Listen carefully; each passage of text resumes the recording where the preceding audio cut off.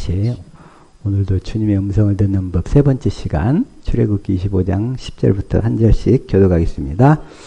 그들은 조각목으로 궤를 짓되 장이 2규빗 반, 광이 1규빗 반, 고가 1규빗 반이 되게 하고 너는 정금으로 그것을 싸되 그 안팎을 싸고 윗가로 돌아가며 금태를 두르고 금고리 넷을 부어 만들어 그 네 발에 달되 이 편에 두 고리요 저편에 두 고리며 조각목으로 채를 만들고 금으로 싸고 그 채를 궤 양편 고리에 꿰어서 궤를 매게 하며 채를 궤 고리에 꿰ን 대로 두고 빼어내지 말지며 내가 내게 줄 증거판을 궤 속에 둘지며 정금으로 속죄소를 만들되 장이 2규빗 반, 광이 1규빗 반이 되게 하고 금으로 그룹 둘을 속죄소 두 끝에 쳐서 만들되 한 그룹은 이 끝에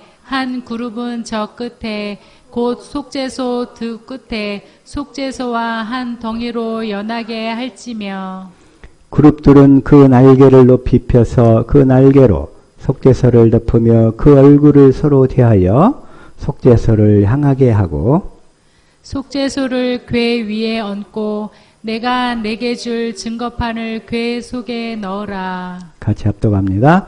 거기서 내가 너와 만나고 속죄소 위 곧 증거궤 위에 있는 두 그룹 사이에서 내가 이스라엘 자손을 위하여 내게 명할 모든 일을 내게 이르리라. 아멘. 주님의 음성을 듣는 법 세 번째 시간. 주님 이 시간 말씀을 깨닫게 하옵소서. 보는 눈 듣는 귀 깨닫는 마음 허락하여 주옵소서.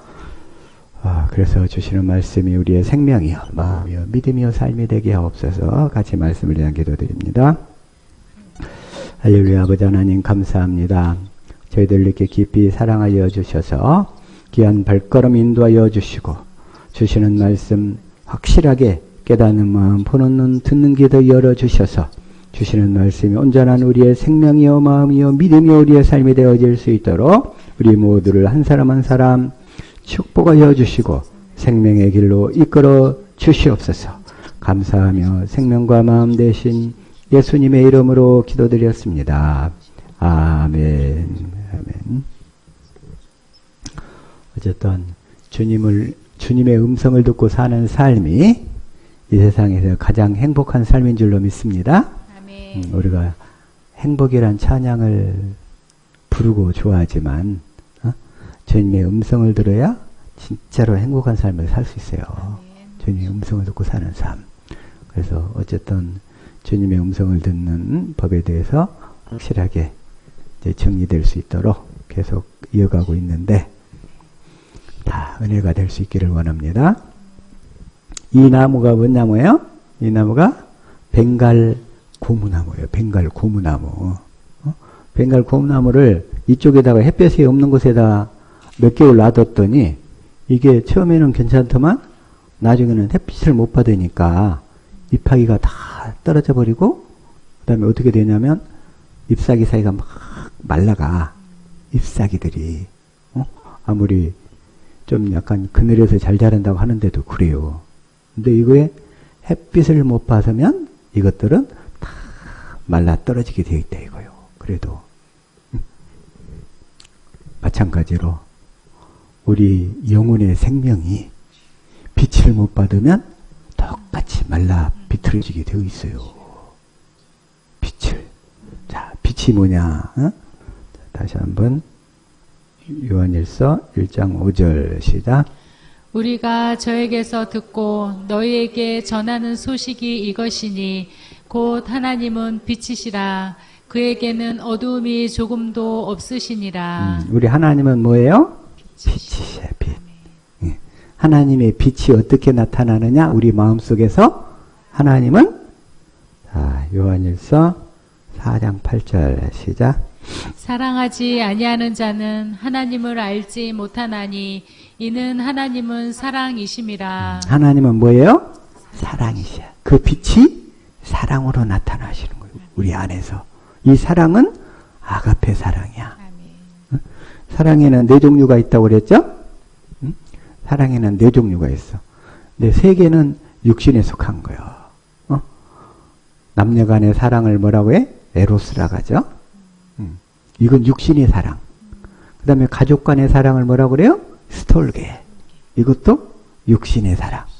그 다음에 또 하나 뭐가 있죠? 친구 간의 사랑을 필레오 이런단 말이야. 이건 다 육신의 사랑이에요. 육신의 사랑. 육신의 사랑은 생명이 없어. 생명을 주지를 못해. 그런데 하나님의 사랑은 뭔 사랑이에요? 아가페 사랑. 네? 이 아가페 사랑만이 우리 영혼을 살리고 우리를 소생케 하고 그리고 상대방의 영혼에 가려져 있는 모든 드리워져 있는 어두움을 다 내쫓는 거예요. 어두움. 이 사랑을 받아야 돼. 이 사랑을 깨닫고 사는 저와 여러분 될 수 있기를 예수 이름으로 축복합니다. 아멘. 그걸 이 벵갈나무가 얘기를 해줘. 이것도 사랑의 빛을 못 받으니까 어떻게 돼? 잎사귀가 떨어진다라니까. 떨어져요. 근데 우리 영혼이 하나님의 사랑의 빛을 받지 못하면 우리 영혼도 푸댕댕 해가 그냥 시들어가는 거예요. 시들어가.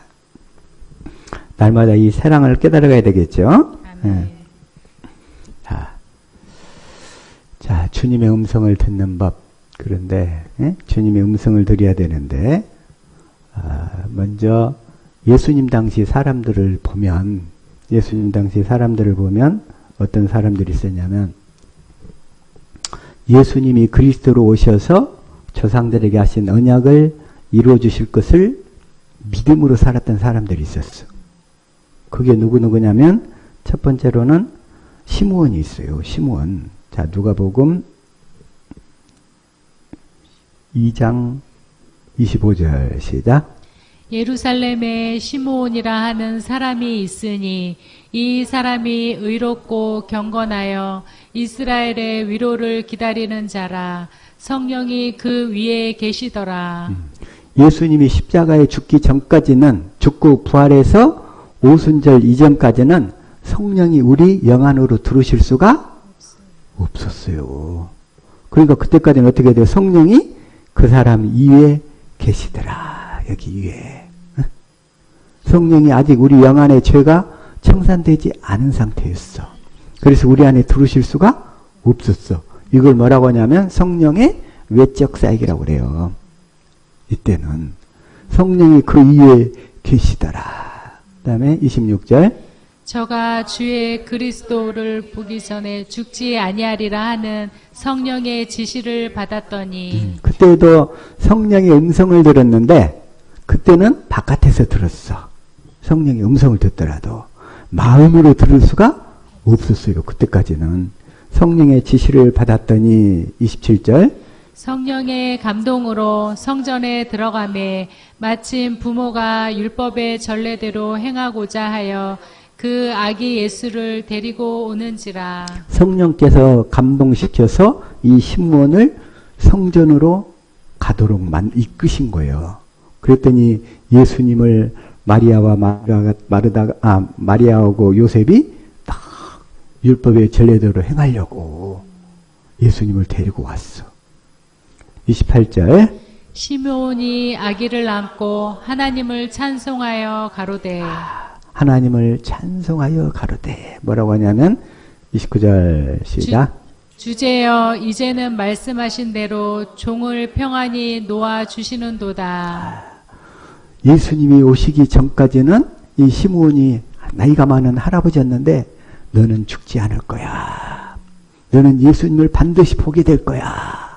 하고서 예수님을 딱 안고서 이제야 내가 하나님 앞에 갈 수 있게 되었습니다. 하고 시므온이 고백하는 거예요. 뭐라고? 말씀하신 대로 종을 평안히 놓아 주시는도다. 내가 예수님을 뵙고 이제 하나님께로 갈 수 있게 되었습니다. 이 할아버지가 고백하는 거예요. 할아버지가. 그러면서 30절 시작. 내 눈이 주의 구원을 보았사오니. 이제 예수님의 육신을 입고 오셨다 이거요. 예수님이 육신을 입고 오셨어. 예수님이 육신을 입고 오셨을 때까지는 구원이 뭐예요? 그 육신을 입고 오신 그리스도가 새 언약의 중보자로 오신 것이 아니고 이제 새 언약의 중보자가 되기 위해서 모든 준비를 다 이루실 것을 믿었다 이거예요. 그 예수님이 그리스도라는 것을 알고 믿었다 이거예요. 그리고 육신을 입고 오신 예수님은 새 언약의 중보자가 되실 수가 없어. 왜? 우리 영 안에 들어올 수 없으니까. 새 언약은 어디다 이루어져야 되니까? 우리 안에 들어오셔야 될 거 아니에요. 그러니까 육신을 입고 오신 예수님은 우리 안에 들어오실 수 있어요? 없어요? 없잖아요. 그러니까 새 언약의 중보자가 되실 수가 없어요. 그럼 어디서 새 언약의 중보자가 되시느냐? 하늘나라 지성소에 가서 피를 들이신 다음에. 그래서 그게 히브리서 9장 15절이에요. 그래서 예수님은 자 히브리서 9장 15절 쉬운 성경으로 자 시작. 그러므로 그리스도께서 새 언약의 중보자가 되셨습니다. 이제 하나님께 부르심을 받은 자들은 하나님께서 약속하신 영원한 복을 받을 수 있게 되었습니다. 여기까지만. 야. 그래서 예수님이 하늘 지성소에서 자신의 피를 들이신 다음에 새 언약의 중보자가 되시는 거예요.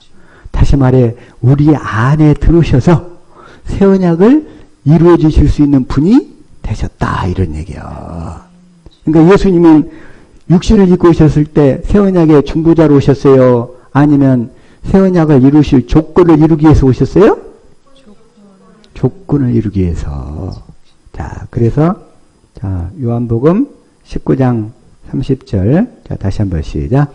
예수께서 신 포도주를 받으신 후 가라사대 다 이루었다 하시고 머리를 숙이시고 영원히 돌아가시니라. 여기서 다 이루었다. 이 얘기는 뭐냐면 이제 새 언약을 우리 안에서 이루어 줄 수 있는 육신을 입고 오셔서 새 언약을 이루어 줄 수 있는 모든 요건을 이제 다 이루었다. 마지막에 이 말씀을 하시고 죽으시는 거예요.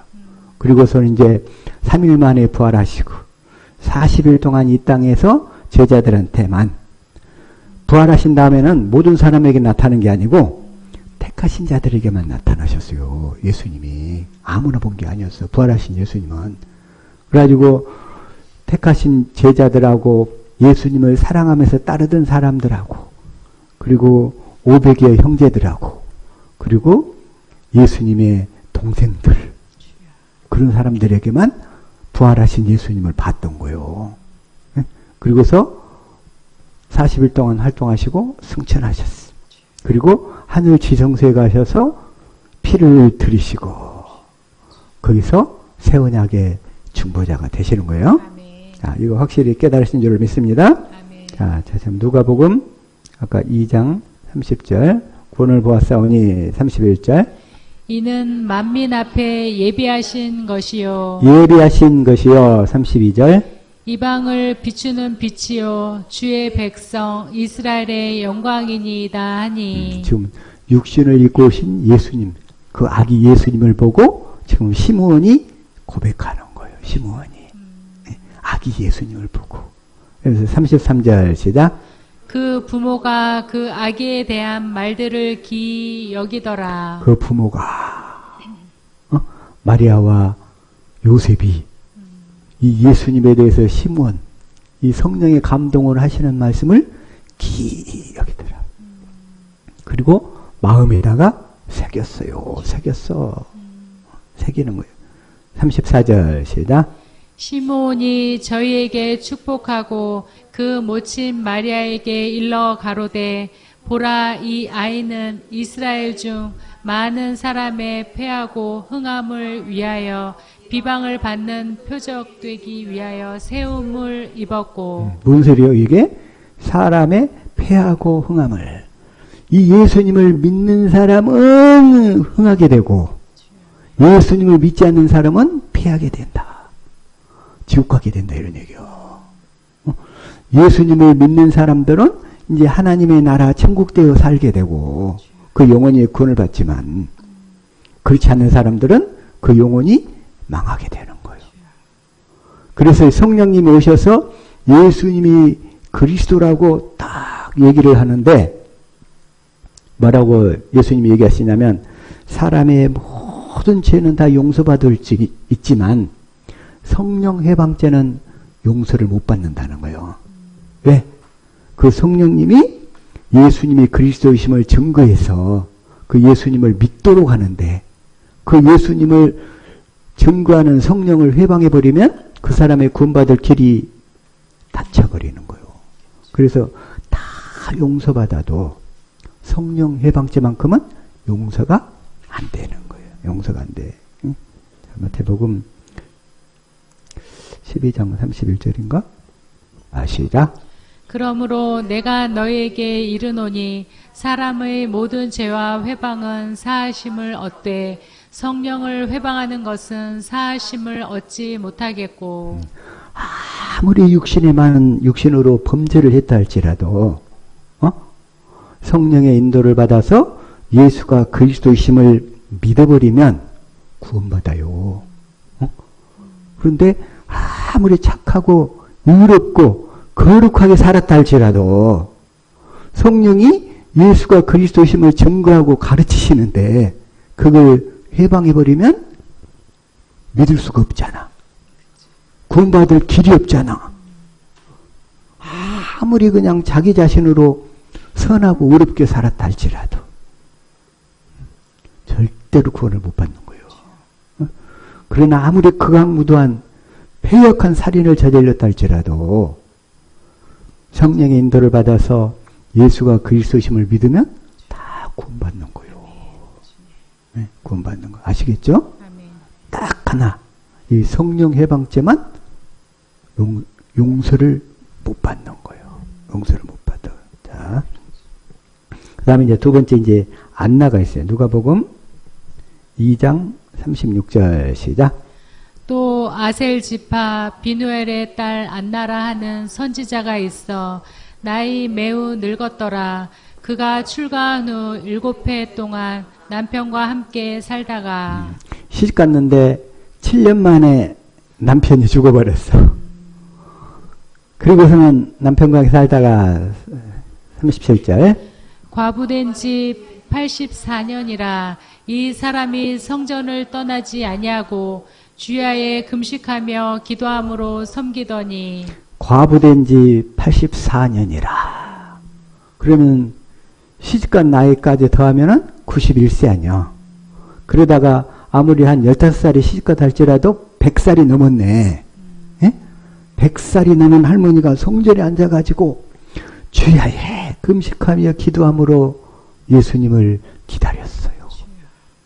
이 안나가 섬기더니 38절 마침 이때에 나와서 하나님께 감사하고 예루살렘에 구속됨 바라는 모든 사람에게 이 이야기에 대하여 말하니라. 네, 여기서 딱 보니까 이 시므온하고 안나는 성령이 그 위에 있어가지고 외적 사역으로 이 아기가 그리스도구나 이걸 알았어요.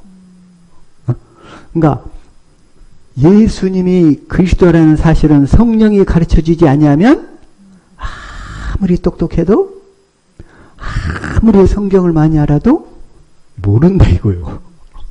신기해요. 신기해. 반면에 요한복음 4장에 수가성이 예수님을 기다리고 있었죠. 그러니까 예수님을 기다리고 있으니까 수가성녀를 예수님이 찾아가서 내가 네가 기다리는 그 그리스도다. 네가 기다리던 요한복음 4장 25절 시작. 여자가 가로되 메시아 곧 그리스도라 하는 이가 오실 줄을 내가 아노니 그가 오시면 모든 것을 우리에게 고하시리이다. 이 수가성 여인도 메시아가 그리스도랑 똑같은 말이에요.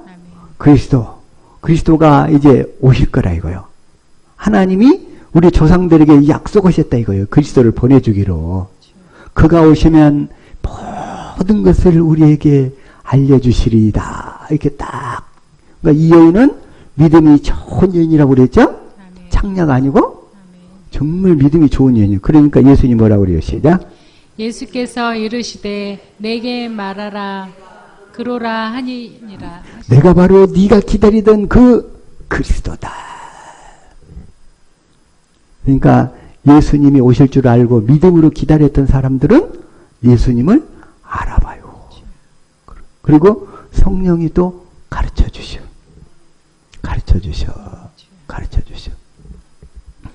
그런데 한 가지 이 세례 요한을 보니까 세례 요한은 처음에 성령의 외적 사역으로 가르침을 받을 때는 예수님이 그리스도라는 것을 어느 정도 알았어요.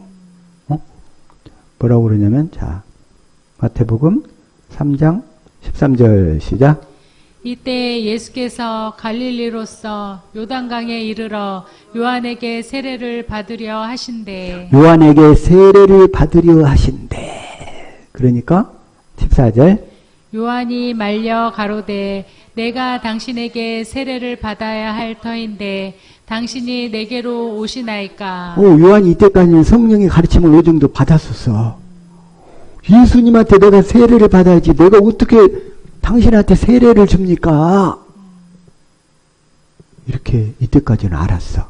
근데 외적 사역은 성령이 역사할 때는 꼭 잘 알아요. 그러다가 떠나가 버리잖아요. 죄를 짓거나 뭐 해서 사역이 끝나거나 해서 떠나버리면 저분이 메시아 맞아? 이렇게 바뀌어버리는 거예요, 이게. 당신이 내가 세례를 받아야지 내가 어떻게 당신한테 세례를 줍니까? 했던 세례 요한이 뭐라고 그러냐면 이제 나중에 마태복음 11장 2절 시작.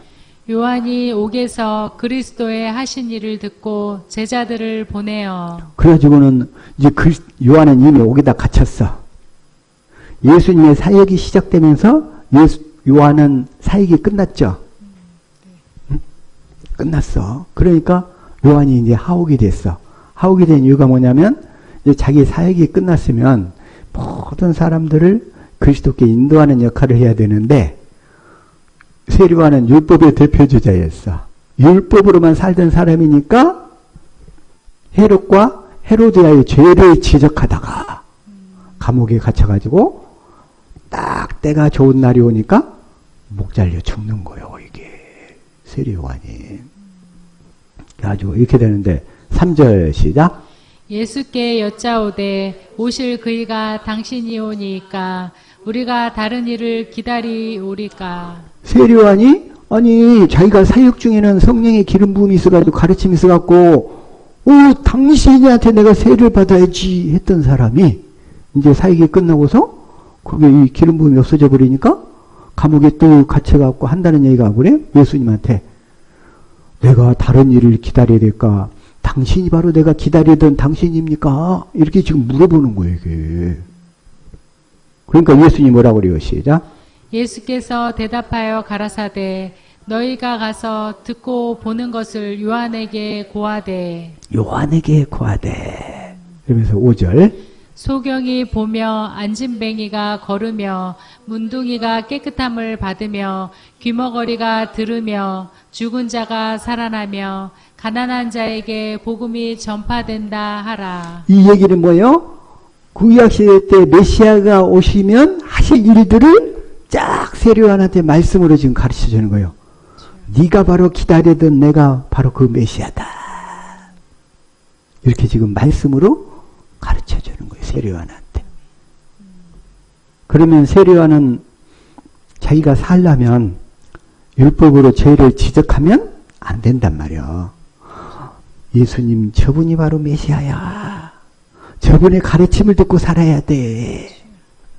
이렇게 얘기를 했어야 되는데 그래서 오늘날 교회 안에서도 판단과 정죄를 하면 결국은 딱 때가 좋은 날에 와가지고 세례요한처럼 당하는 일이 생겨요. 당하는 일이 생겨. 그래서 저와 여러분은 절대로 이제 율법으로 남을 판단하거나 정죄하면 안 되겠죠? 어떻게든 이 복음만 전해서 우리는 살리는 일만 해야 돼. 살리는 일만. 그렇게만 사는 저와 여러분 될 수 있기를 예수 이름으로 축복합니다. 아멘. 한 가지 여기서 아니 세례요한처럼 이제 세례요한은 율법의 마지막 주자, 네? 마지막 주자. 그리고 여자가 낳은 자 중에 제일 큰 자. 그리고 하나님께로부터 보내심을 받은 자야. 자, 요한복음 1장 5절인가? 1장 6절이네. 시작. 하나님께로서 보내심을 받은 사람이 났으니 이름은 요한이라. 하나님이 보내서 태어난 사람이 요한인데도 율법으로만 사니까 예수님이 딱 오셨는데 예수님 저분이 맞아 틀려? 맞아 틀려? 아리까리한 거야 이게. 그렇게 예수님을 보내주겠다고 기다리던 사람들이 저분이 맞아? 저분이 메시아 맞아? 세례 요한이 이 정도였으니 바리새인과 대제사장들은 그렇게 예수님을 기다리고 있었으면서도 알아보겠어? 몰라보겠어요? 기가 막힌 거예요. 자, 마태복음 26장 63절 시작. 예수께서 잠잠하시거늘 대제사장들이 가로되 내가 너로 살아계신 하나님께 맹세하게 하노니 내가 하나님의 아들 그리스도인지 우리에게 말하라. 네가 정말 하나님이 보낸 메시아 그리스도냐? 실제로는 믿어 안 믿어 그들이요? 안 믿죠. 안 믿어. 내가 바로 그 그리스도다 하니까 예수님을 십자가에 못 박아 죽이는 거요. 이들이. 자, 예수님 당시에는 뭐가 가려져 있었냐? 예수님이 새 언약의 중보자로 오셔서 그 예수님이 그리스도라는 사실이 그 당시 사람들이 안 믿었고 소수의 사람들만 믿었다 이거예요. 소수의 사람들만. 정말 소수의 사람들만. 누구야 아까? 시므온이나? 안나나? 아니 하다못해 이 세례요한마저도 아리까리 했는데 일반인들은 어쩌겠어. 직접 예수님이 택해가진 12 제자들만 불러 모으니까 그들만 깨닫게 되는 거야. 그들만. 대다수가 다 몰라봐요. 대다수가 다. 그러면서 예수님을 그렇게 기다렸던 바리새인들과 사두개인들과 이 대제사장들이 자기들이 그렇게 4000년 동안 학수고대하던 예수님이 오셨는데 뭐라고 예수님이 딱 오시니까 네가 정말 하나님의 아들 그리스도냐? 맞다. 네 말대로 맞다 했더니 이런 싸가지 없는 것이 하면서 십자가에 못 박는 거예요. 이게. 자, 예수님 당시에는 뭐가 비밀이었다? 예수님이 그리스도였다는 사실이 비밀이었어. 특별히 성령이 임해가지고 가르쳐준 사람들만 깨닫고 믿었다 이거요. 시므온이나 안나나 수가성 여인이나 또 아니면 세례요한도 나중에 믿었겠죠? 그런 사람. 그리고 예수님이 택한 12 제자들만. 그리고 그 가족들만 믿어가지고 결국은 예수님이 구원시킨 사람이 몇 명이었다? 딱 120명. 오순절에 마가의 다락방에 기도하다가 성령 받은 사람이 120명이었다. 그들만 딱 구원받고 나머지는 다 저주받은 거예요. 예수님 당시에 모든 유대인들이. 그래가지고 이제 그들을 통해서 그들 중에 예수가 그리스도라는 사실을 안 믿었던 사람들 중에 하나를 딱 뽑아가지고 택한 사람이 누구냐? 사도 바울인 거요. 사도 바울. 그래가지고 자 사도행전 9장 1절 갑니다. 시작. 사울이 주의 제자들을 대하여 여전히 위협과 살기가 등등하여 대제사장에게 가서 살기가 등등해가지고 내가 예수 믿는 동안은 저 싸가지 없는 것들 내가 다 잡아 죽일 거야 하고 대제사장한테 공문을 받아가지고 막 핍박을 받아서 흩어져서 도망다니는 그리스도인들을 잡아 죽이겠다고 다메섹까지 막 쫓아가는 거예요. 그냥 죽이려고. 2절 시작. 다메섹 여러 회당에 갈 공문을 청하니 이는 만일 그 돌을 쫓는 사람을 만나면 물론 남녀하고 결박하여 예루살렘으로 잡아오려 함이라. 잡아오려 함이라. 예수님이, 근데 사도 바울은 예수님이 그리스도로 오셔서 조상들에게 하신 언약, 하나님의 복음을 이루어주실 줄은 믿었어. 그런데 그 예수님이 그리스도라는 사실만 몰랐던 거예요. 몰랐어. 잡아오려 함이라. 3절 시작. 사울이 행하여 다메섹에 가까이 가더니 호련히 하늘로서 빛이 저를 둘러 비추는지라. 빛이 저를 둘러 비추는지라. 주님이 빛으로.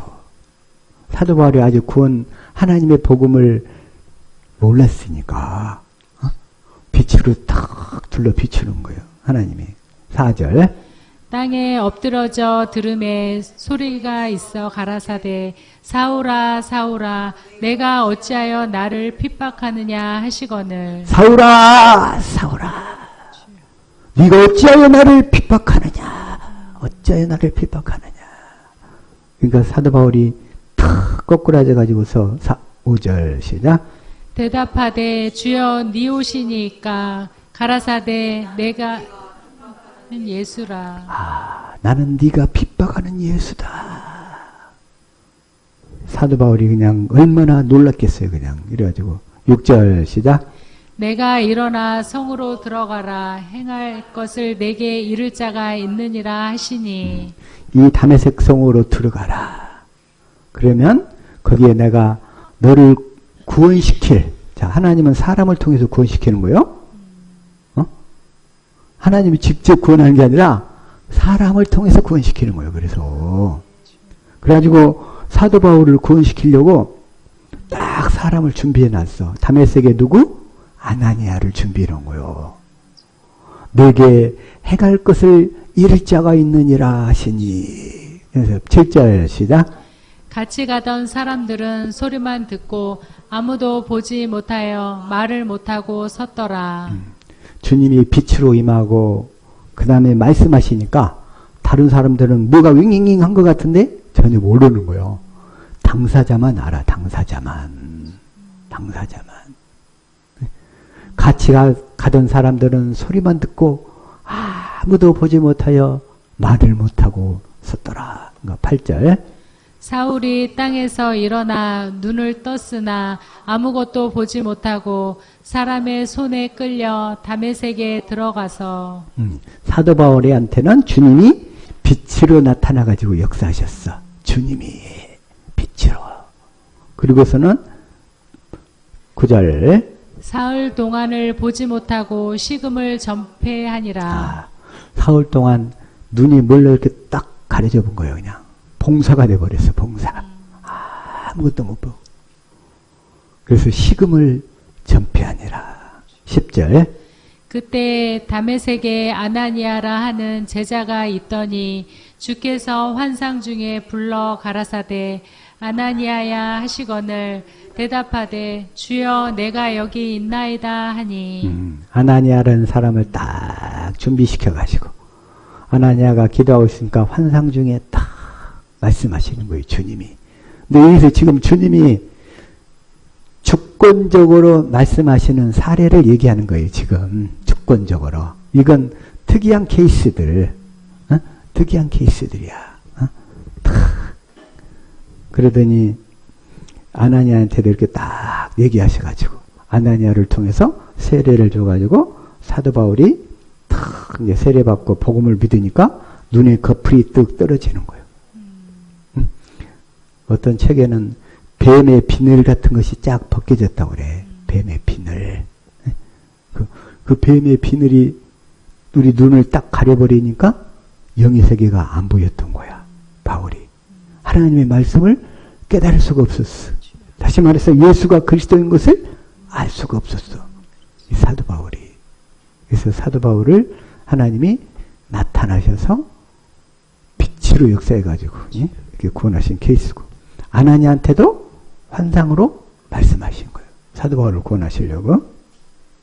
그 다음에 이제 사도행전 10장에서는 또 누가 있냐면 고넬료가 있어요. 시작. 가이사랴에 고넬료라 하는 사람이 있으니 이날리아대로 한 군대의 백부장이라. 야, 이 사람은 군대의 백부장이야. 당시 그 로마 군대의 백부장. 이런 이방인들 중에서도 하나님이 구원시킬 사람은 딱 준비를 해놨어요. 또 이 백부장. 그래서 2절 시작. 그가 경건하여 온 집으로 더불어 하나님을 경외하며 백성을 많이 구제하고 하나님께 항상 기도하더니. 항상 기도하더니. 항상 경외하고 하나님으로 살고 싶은 사람이야. 이 사람도. 그러니까 3절 시작. 하루는 제9시쯤 되어 환상 중에 밝히 보매 하나님의 사자가 들어와 가로되 고넬료야 하니. 고넬료야. 언제 중에? 제9시쯤 되어 환상 중에 기도하는데 환상으로 하나님이 탁 찾아오신 거. 누구한테? 고넬료한테. 그러면서 뭐라고 얘기하냐면 이제 베드로를 보낼 테니까 베드로 말을 듣고 세례를 받아라. 이제 이런 얘기야. 이제. 그런데 하나님이 이제 또 고넬료를 딱 준비 그렇게 시켜놓고 베드로를 맞을 준비를 시켜놓고 이제 9절에 10장 9절에 시작. 이튿날 저희가 행하여 성에 가까이 갔을 그때 베드로가 기도하려고 지붕에 올라가니 시간은 제6시더라. 이제 베드로가 이제 고넬료를 그렇게 딱 구원시키려고 준비를 해놓고 이제는 베드로에게 작업하시는 거예요. 하나님께서. 베드로가 기도하러 지붕에 올라가니까 시간은 몇 시더라? 제6시더라. 10절. 시장하여 먹고자 하매 사람이 준비할 때 비몽사몽간에. 근데 시장하여 먹고자 하매. 아이고 얼마나 배가 고팠어. 근데 비몽사몽간에. 정말 배고픈 상태를 딱 만들어 놓고 비몽사몽간에. 11절 시작. 하늘이 열리며 한 그릇이 내려오는 것을 보니 큰 보자기 같고 뇌에 기를 메어 땅에 들이웠더라. 그래가지고 보자기가 쓱 내려오는데 그 보자기 안에 뭐가 들어있냐? 12절 시작. 그 안에는 땅에 있는 각색 4발 가진 짐승과 기는 것과 공중에 나는 것들이 있는데. 이런 걸로 보니까 베드로가 율법이 아주 충실한 사람이었는데 베드로가 레위기 11장을 잘 알고 있었어. 먹을 것과 먹지 말 것 딱 구분한 거. 그랬는데 이걸로 보니까는 다 먹지 못할 것들이네. 말하자면 그 당시 유대인들 사고방식으로 이방인들은 부정한 짐승하고 똑같은 거야. 부정한 짐승. 자, 다시 한번. 레위기 11장 1절 시작. 여호와께서 모세와 아론에게 고하여 그들에게 이르시되. 그들에게 이르시되 2절. 이스라엘 자손에게 고하여 이르라. 육지 모든 짐승 중 너희의 먹을 만한 생물은 이러하니. 너희의 먹을 만한 생물은 이러하니 하면서 3절. 짐승 중 무릇 굽이 갈라져 쪽발이 되고 새김질하는 것은 너희가 먹되. 굽이 갈라져서 쪽발이 되고 새김질하는 것은 먹어라. 이것 중에 대표적인 게 소야, 소. 세상에 소는 한 가지도 버릴 것이 없더만 소는 버릴 게 한 가지도 없어요. 하다못해 소똥도 퇴비로 써. 그렇게 좋은 퇴비로. 버릴 게 아무것도 없어. 소뼈 사골국으로 그냥 아주 그냥 과서 먹고 뭐 또 과서 먹고 막 이래요. 뼈까지. 그 중에서 소는 굽이 있고 새김질을 해. 그런데 돼지는 굽이 갈라졌는데 새김질을 못해. 그래서 4절. 책임지라는 것이나 굽이 갈라진 짐승 중에도 너희가 먹지 못할 것은 이러하니 약대는 책임질은 하되 굽이 갈라지지 아니하였으므로 너희에게 부정하고 이 약대, 그래서 약대 낙타도 먹지 말래. 그리고 5절 시작. 사반도 책임질은 하되 굽이 갈라지지 아니하였으므로 너희에게 부정하고 사반도 부정하고. 그러니까 레위기 11장에서 이렇게 쭉 다 나와. 그리고 바다 수중생물 중에서는 뭔만 먹으라고 얘기하냐면 지느러미가 있고 비늘이 있는 것만 먹으라고 그래. 지느러미가 있고 비늘이 있는 거. 뭐냐? 이 지느러미나 꼬미로는 뭘 하냐면 가는 방향을 결정하는 거예요. 이게 그게 물고기가 방향.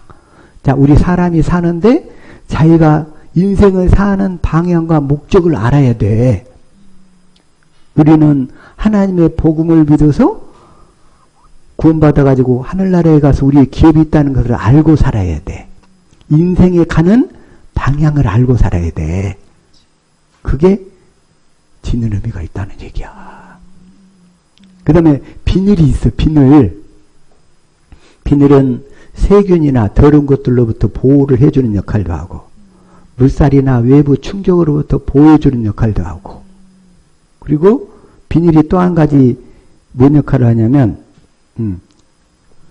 물에서 마찰을 줄여가지고 헤엄을 잘 치게 만들어. 마찰을 줄여서 비늘이. 근데 이 지느러미와 비늘이 없는 것들은 먹지 말라는 거야.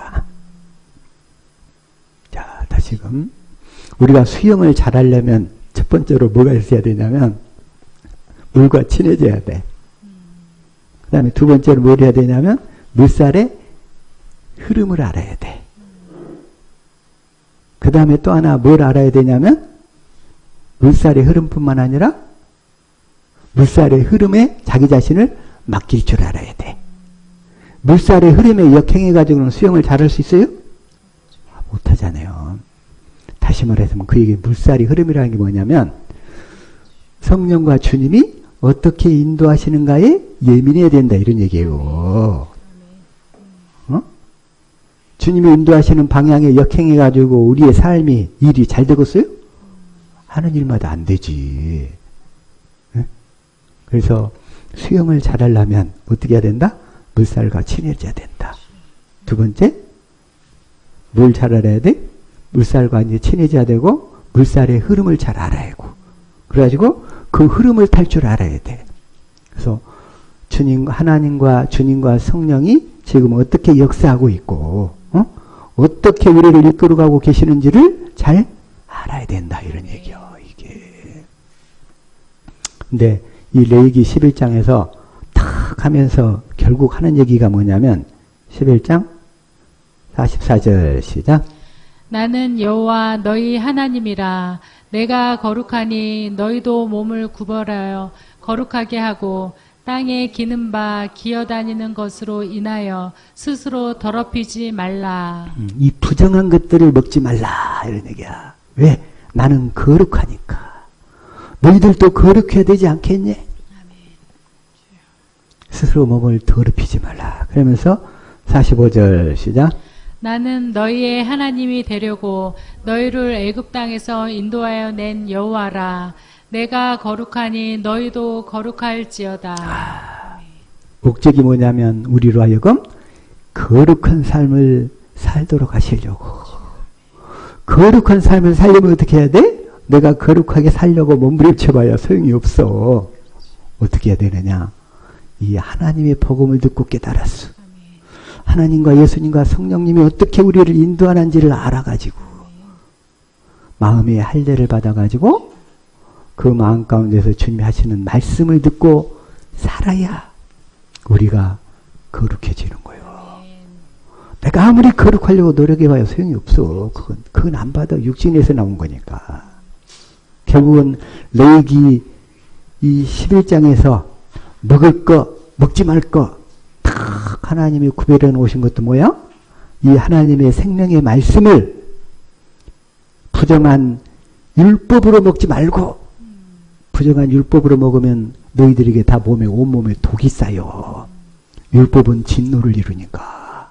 그럼 어떻게 해야 돼? 하나님의 복음을 듣고 깨달았어. 하나님의 생명으로 말씀을 먹어야지. 그래야 거룩한 삶을 살게 되는 거야. 그래야. 성경은 다 이런 얘기만 하고 있어요. 이런 얘기만 하고 있어. 하나님께서 저와 여러분을 거룩한 삶을 살게 하실 줄로 믿습니다. 아멘. 개는 이 발굽으로 걸어. 개는 발굽으로. 그 다음에 또 발바닥으로 걷는 것이 뭐가 있냐면 곰이 있어. 곰발바닥, 문바닥 있잖아요. 발바닥으로 걸어. 그러니까 발바닥으로 걷는 것은 먹지 말라 이랬어. 먹지 말라. 또 발바닥으로 걷는 거. 그게 뭐냐면 레위기 11장 27절에도 시작. 내 발로 다니는 모든 짐승 중 발바닥으로 다니는 것은 다 내게 부정하니 그 주검을 만지는 자는 저녁까지 부정할 것이며. 나이 들어서 70대 되면은 70 넘어가면 이제 어떻게 되냐면 걷는 것도 발바닥으로 걷지 말고 발꿈치로 걸으래. 발꿈치로. 왜냐? 오히려 그 발꿈치 근육이 발달해가지고 혈액순환이 잘 안 되는 데가 좀 도움이 되나 봐.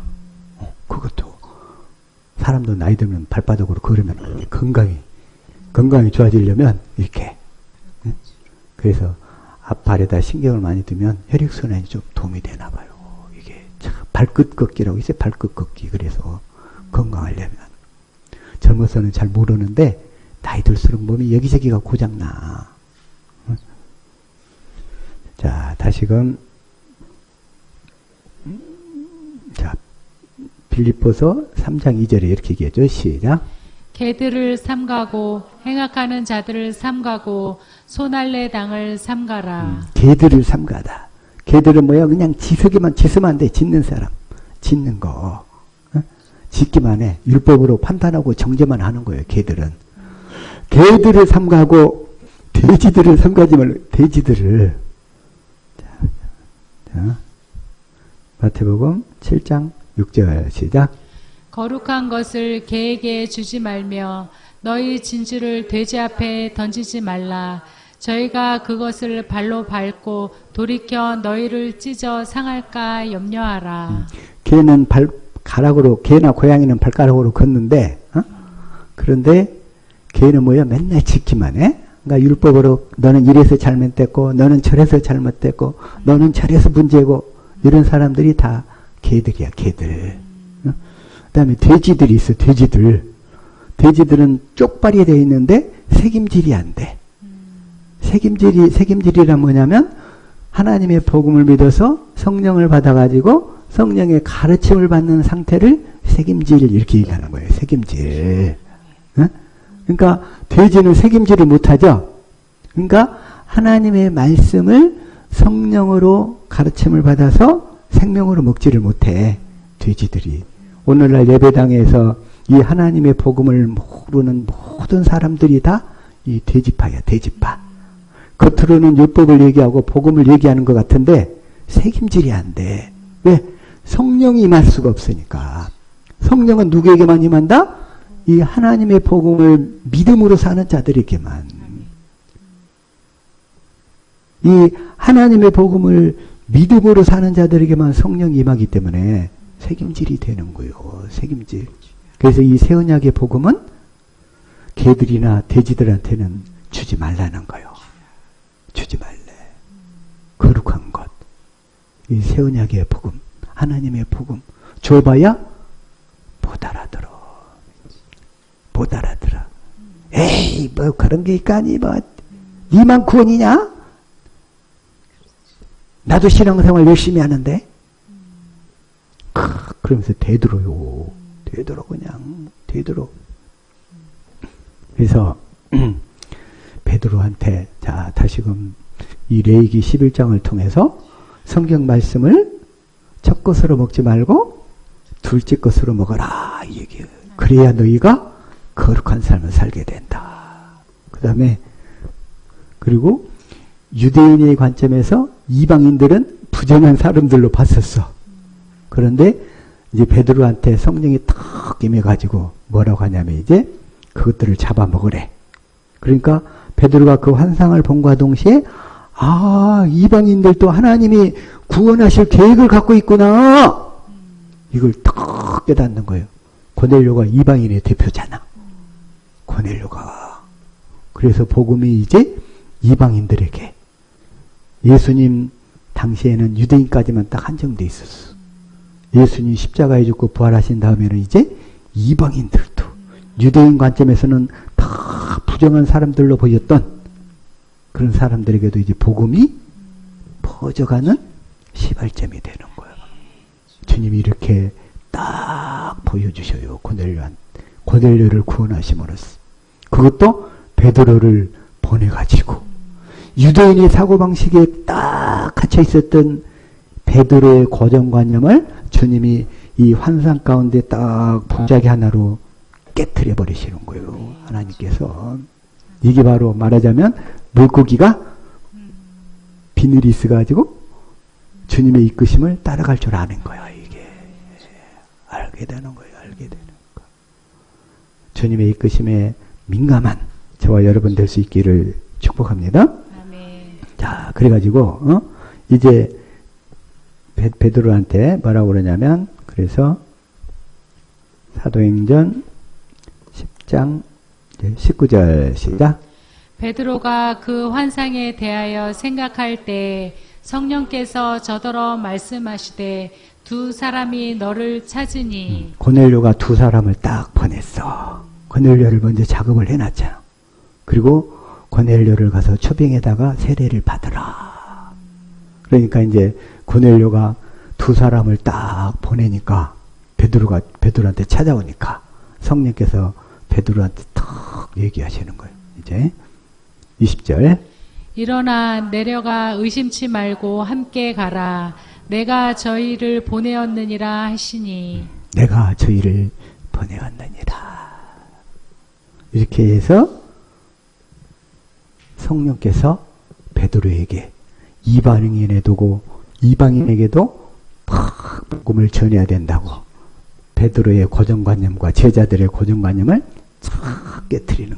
그러나 베드로의 주 사명은 유대인들에게, 바울은 이방인들에게. 바울은 유대인의 사도로 부름을 받았고 바울은 이방인의 사도로 부름을 받았어요. 그러나 바울이 이제 나중에 가는 곳마다 유대인 해당에서 복음을 먼저 전해. 바울도. 그리고 이방의 곳곳에 다 교회를 세우고 다녔지만 가장 바울이 핍박을 많이 받은 곳은 어디냐? 유대인 해당에서야. 항상 가는 곳마다. 그래서 이들이 따라다니면서 반대를 해. 응? 바울이 그 모진 핍박을 다 받고. 그래서 또 이제 베드로가 죽을 이기에 처했어. 그래서 사도행전 12장 1절에 그때 헤롯 왕이 손을 들어 교회 중 몇 사람을 해하려 하여. 그래가지고 이 중에서 이제 첫 번째 예수님의 제자 중에서 요한의 형인 야고보가 여기서 첫 번째 순교를 당해. 여기서 첫 번째. 그래가지고 이제 베드로까지 죽이려고 다 감옥에다 가둬버렸어. 그러니까 이제 베드로까지 죽으면 어떻게 돼? 그러니까 그냥 간절하게 막 신도들이 기도를 해요. 그러니까 베드로가 그냥 옥정에서 이렇게 탁 있다가, 근데 베드로는 주님이 함께 하시니까 전혀 요동치 않은 거야. 요동치 않아. 그래가지고 8절 시작. 천사가 가로되 띠를 띠고 신을 들매라 하거늘 베드로가 그대로 하니 천사가 또 가로되 겉옷을 입고 따라오라 한대. 겉옷을 입고 따라오라. 천사가 나타나서 베드로한테. 근데 베드로는 이 당시 복음을 알고 있었고 베드로 안에서 주님이 말씀하셨는데 베드로를 구출할 때는 천사를 통해서 구출하셨어요. 9절 시작. 베드로가 나와 따라갈새 천사의 하는 것이 참인 줄 알지 못하고 환상을 보는가 하니라. 다시 말해서 이게 꿈이야 생시야? 이게 정말 꿈이야 생시야?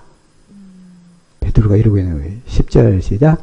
이에 첫째와 둘째 파수를 지나 성으로 통한 쇠문에 이르니 문이 절로 열리는지라 나와 한 거리를 지나매 천사가 곧 떠나더라.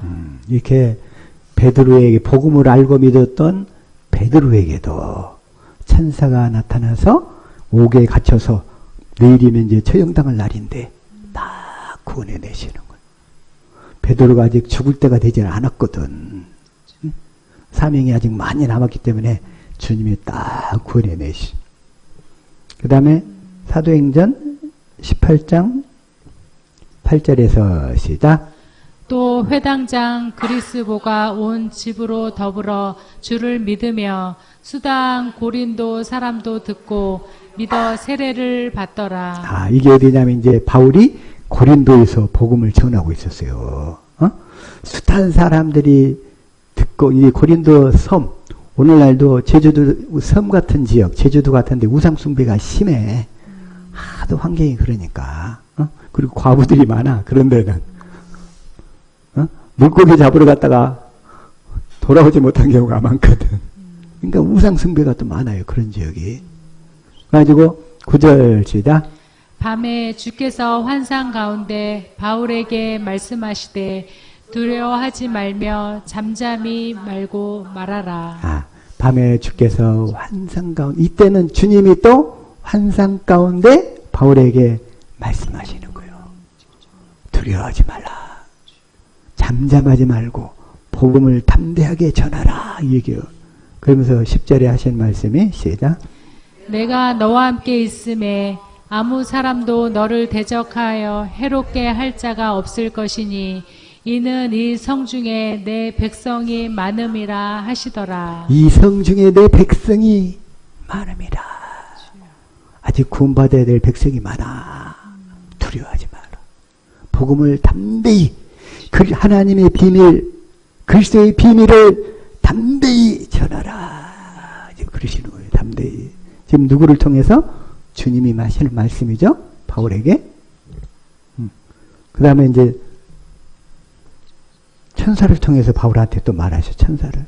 사도행전 27장 22절 시작. 내가 너희를 권하노니 이제는 안심하라. 너희 중 생명에는 아무 손상이 없겠고 오직 배뿐이니라. 바울이 이제 배를 타고 276명을 데리고 크레타 섬을 지나서 아드리아 해안간을 지나서 쭉 중간에 이제 로마로 가려고 하는데 중간에 유라굴라 광풍을 만나가지고 그냥 하도 폭풍이 심하니까 배에 있는 물건들 다 던져버렸어. 그리고 이 사람들 군인들이나 죄수들은 어떻게든 막 도망가려고 하고 막 그런 상황이야. 그런데 그 불안하고 두려운 가운데 딱 천사가 나타나서 뭐라고 그러냐. 이제는 안심하라. 너희 중 생명에는 아무 손상이 없겠고 이 배만 파손될 거야. 23절.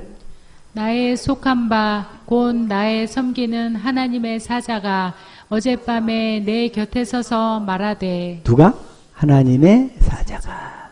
바울한테도 또 이때는 천사를 통해서 말씀하셨어요. 바울은 자기 안에서 예수 이름으로 하시는 말씀을 들을 수 있는데도 불구하고 천사를 통해서 말씀하셨어. 이때 바울에게. 그러면서 뭐라고 하냐. 24절. 바울아 두려워 말라. 내가 가이사 앞에 서야 하겠고 또 하나님께서 너와 함께 행선하는 자를 다 내게 주셨다 하였으니. 다 내게 주셨다 하였으니. 25절. 그러므로 여러분이여 안심하라. 나는 내게 말씀하신 그대로 되리라고 하나님을 믿노라. 하나님을 믿노라. 26절. 그러나 우리가 한 섬에 걸리리라 하더라. 그래가지고 유라굴로 광풍을 만나가지고 10나흘 동안 폭풍 속에서 낮인지 밤인지 어딘지도 모르고 그냥 둥둥 떠다니다가 멜리데라는 섬에 탁 착륙을 하는 거예요. 그냥 그래서 바울을 통해서 그 사람들이 다 살게 돼. 저와 여러분을 통해서 만나는 모든 사람들이 다 생명을 보존하고 행복하게 살 수 있기를 축복합니다. 아멘. 이게 하나님의 사람의 특징. 하나님의 사람. 다 살리는 삶을 살아야 되겠죠? 아멘. 살리는 삶.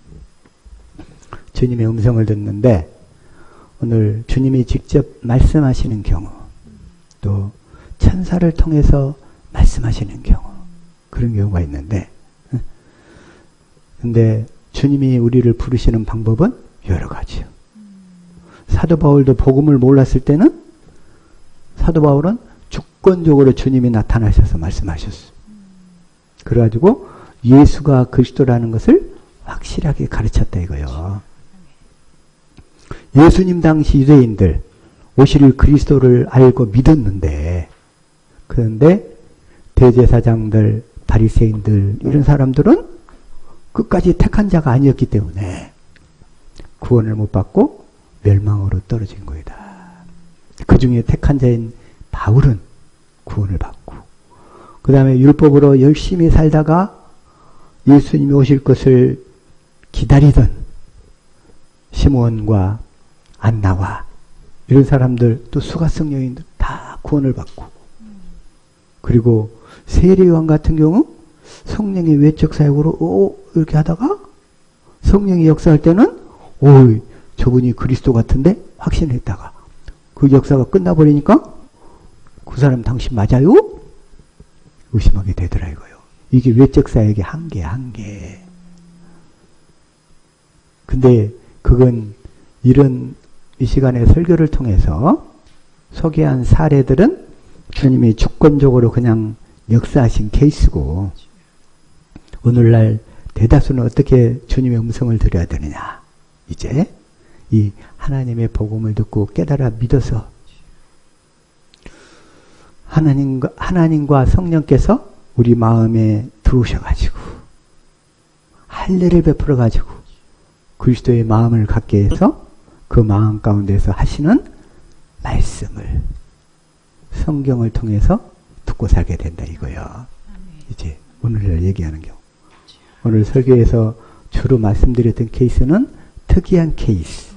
이건 하나님이 주권적으로 역사하는 그 경우니까 그런 것은 하나님께 맡기고, 하나님께 맡기고, 우리는 이제 어떻게 해야 돼? 이 하나님의 복음을 믿음으로 성령을 받아서 성령이 우리 안에 마음의 할례를 베풀어 가지고 주시는 그리스도의 마음, 하나님의 사랑을 깨닫게 해서 주시는 그리스도의 마음 가운데서 주시는 주님의 음성을 듣고 살아야 된다. 네, 이거에 대해서는 또 다음 시간에 더 계속 이어나가겠습니다. 기도하겠습니다.